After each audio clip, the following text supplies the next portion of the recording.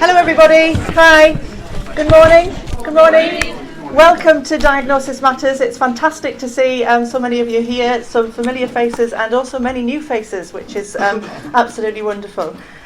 Just to give you a bit of an overview of the programme today, we're very, very fortunate in the North East to have, some major medical research initiatives and a great partnership. And I think this is what this event really personifies, is partnership between the NHS, between our hospital trust, between the universities, major organisations like the Academic Science Health Network, funders, researchers, clinicians, and of course members of the public and patients. And that's what really, in essence, what makes Newcastle and the North East such a great place to undertake such exciting work on diagnostics. And also, to make sure that the fantastic research that's undertaken from the early basic science really translates as quickly and effectively as possible through to meaningful treatments and really benefits patients first and foremost. So delighted to see so many people here today, and also, a very warm welcome to our speakers and very grateful for them to giving their time today.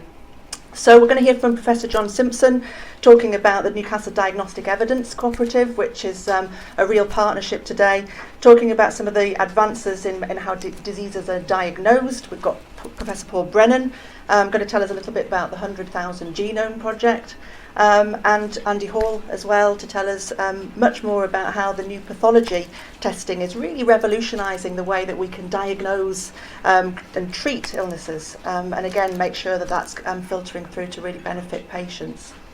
And then we're very delighted that Chris Adams has joined in for after lunch from Quantum DX, and that's about learning a little bit more about business and industry and how that's so important to this partnership in helping to make sure that we can actually, start to really get those treatments through to the patients that matter. So a very, very warm welcome to all of you. Just a few housekeeping matters. We're not expecting a fire alarm, so if one does sound, please do follow the green signs. They're very clearly marked. Lunch and refreshment, as always, is out in the foyer, and the loos are also just behind the curtain, not literally, but along the corridor on the left-hand side. So those of you who've joined us before at this event know it's a great event, but no event is perfect, and it is a public space.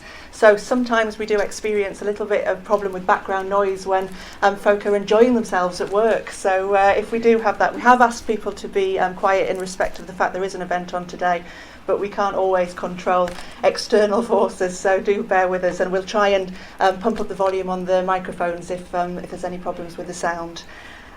Just a small note that we always say, we are filming the event today and taking photos. We're very conscious that not everybody can come along to events, and so we're filming them to make sure that the content of today is available to as many people as possible to enjoy, and at a time that's convenient to them. And indeed, you could watch it all again.